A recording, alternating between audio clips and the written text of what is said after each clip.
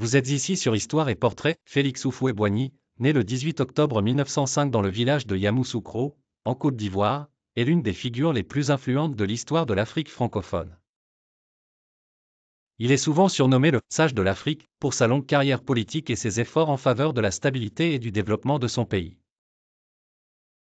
Jeunesse et formation issue d'une famille de chefs traditionnels baoulés, Houphouët-Boigny reçoit une éducation coloniale, un privilège rare à l'époque. Après avoir étudié en Côte d'Ivoire, il poursuit sa formation en médecine à Dakar, au Sénégal, devenant l'un des premiers Ivoiriens à obtenir un diplôme de médecin. Son retour en Côte d'Ivoire le voit devenir un important planteur de cacao, ce qui lui donne une grande influence dans le secteur agricole. Début en politique en 1944, il fonde le Syndicat agricole africain, une organisation de défense des droits des planteurs africains contre les exploitations coloniales. Ce mouvement lui permet de gagner en notoriété politique. En 1946, il est élu député à l'Assemblée nationale française, où il milite pour l'amélioration des conditions de vie des Africains sous la domination coloniale.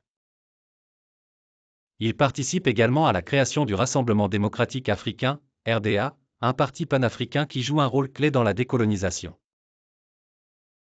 Le chemin vers l'indépendance. Félix Houphouët-Boigny est un acteur clé dans les négociations pour l'indépendance de la Côte d'Ivoire. Contrairement à d'autres leaders africains qui prônent des approches radicales, il adopte une stratégie modérée et de coopération avec la France. En 1960, la Côte d'Ivoire obtient son indépendance, et Houphouët-Boigny en devient le premier président. Sous son leadership, le pays connaît une période de stabilité et de prospérité économique, souvent appelée le « miracle ivoirien ». Son mandat en tant que président. Houphouët-Boigny est resté au pouvoir pendant 33 ans, de 1960 jusqu'à sa mort en 1993. Son mandat est marqué par une politique de paix et de stabilité dans une région souvent troublée. Il encourage le développement des infrastructures, l'éducation et l'agriculture, tout en entretenant des liens forts avec la France.